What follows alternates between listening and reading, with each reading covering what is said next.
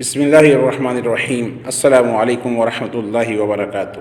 ناظرین گرامی، مسجد اقصیٰ بیت المقدس فلسطین میں ہے اور یہ روئے زمین پر دوسری مسجد ہے جو تعمیر کی گئی، جیسا کہ سیدنا ابو ذر جندب رضی اللہ تعالیٰ عنہ نے رسول اللہ صلی اللہ علیہ وآلہ وسلم سے پوچھا، زمین پر سب سے پہلے کون سی مسجد بنائی گئی؟ تو آپ نے ارشاد فرمایا، المسجد الحرام، یعنی روئے زمین پر اللہ تعالیٰ نے سب سے پہلے مسجد حرام کو تعمیر کرنے کا حکم دیا۔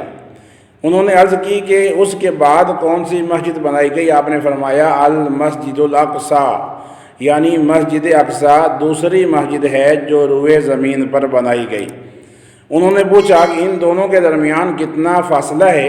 فرمایا 40 عاما، یعنی 40 سال کی مسافت کا فاصلہ ہے۔ پھر فرمایا اللہ تعالیٰ نے میرے لیے پوری زمین کو مسجد بنا دیا ہے، سجدہ اور نماز کے لائق ہے، تم جہاں چاہو نماز پڑھ سکتے ہو۔ مسجد اقصیٰ میں نماز کی بڑی فضیلت ہے۔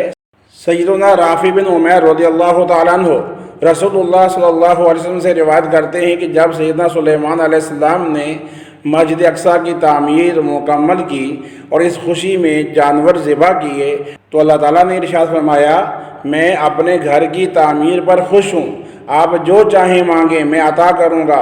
انہوں نے اللہ تعالیٰ سے 3 دعائیں مانگی۔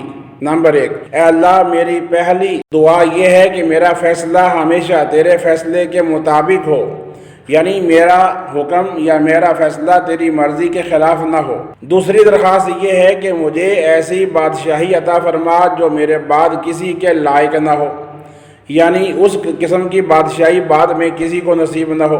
تیسری التجا یہ ہے کہ جو شخص بھی اس مسجد اقصیٰ میں حاضر ہو اور یہاں پر صرف نماز ہی پڑھنے کے لیے آئے، اس کا کوئی دنیاوی مقصد نہ ہو، تو اس کے تمام گناہوں کو معاف فرما دینا۔ آپ صلی اللہ علیہ وآلہ وسلم نے فرمایا، ان کی پہلی 2 دعائیں تو قبول ہو چکی، تیسری کے بارے میں امید ہے کہ وہ بھی قبول ہوگی، یعنی جو کوئی بھی مسجد اقصیٰ میں نماز پڑھے گا اس کی بخشش ہو جائے گی، گناہوں کی معافی مل جائے گی۔